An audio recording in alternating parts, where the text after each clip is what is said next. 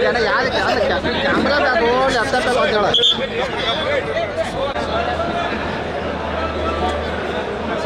Side ಬನ್ನಿ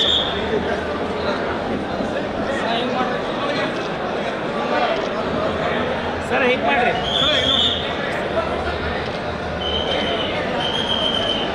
ಓ ಸಿದ್ದಾನಿ sir ಜೈ ಸರ್ಕಾರ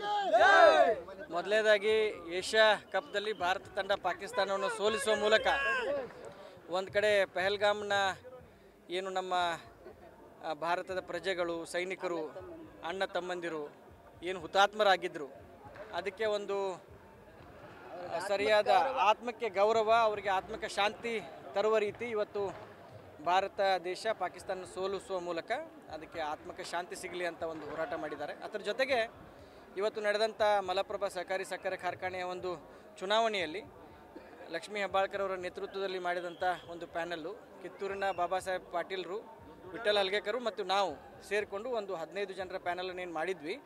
ಈಗ ಬರುವಂಥ ಸದ್ಯದ ಮಾಹಿತಿ ಪ್ರಕಾರ 15 ಸೀಟು ನಮ್ಮ ಪ್ಯಾನೆಲ್ನಲ್ಲಿ 15 ಜನ ಅಭ್ಯರ್ಥಿಗಳಿದ್ದರು. 15 ಜನ ಅಭ್ಯರ್ಥಿಗಳು ಲೀಡಲ್ಲಿದ್ದಾರೆ.